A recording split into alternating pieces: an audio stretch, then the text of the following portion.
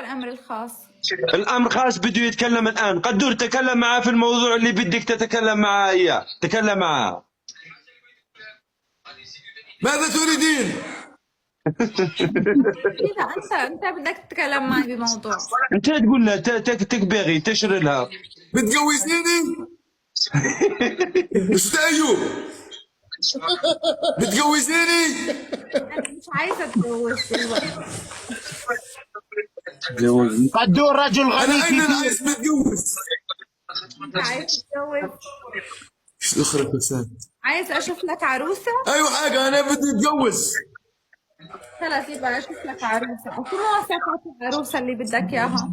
قدور معجب. جبت الملوخيه ثبت لي يقرب ليا الملوخيه.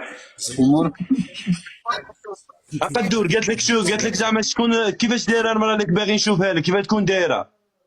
كيفاش تكون دايره؟ احكي لها، قول لها قاسوه كيفاش. شوي جي قدي جي قدي. علاه صباط فيما صباط هذا. ايوب اسكت.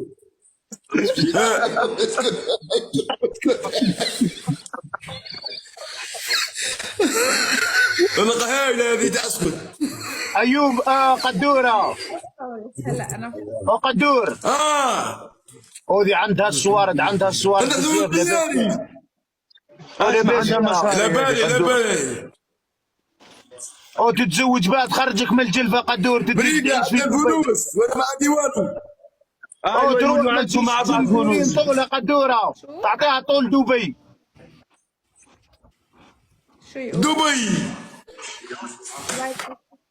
يا نور يا نور، انت عندما تتزوجين نور. بقدور تدي معك الى اوروبا ولا ما تدي؟ أنا لن أتزوج بقدور. ليش قدور ليش معجب حرام؟ بك. قدور بده يتزوج بك او او يشرب لاصيط. وبعدين نفكر بالموضوع. لانه عالي ثاني وعنده ليش يعني؟ اجيب لحظه حمزه. هيك خلاص روح اعطي. يلا قال لك اهبطي، انت ما بدي نور. تتزوجي معاه، اهبطي. اهبطي. بدك. يا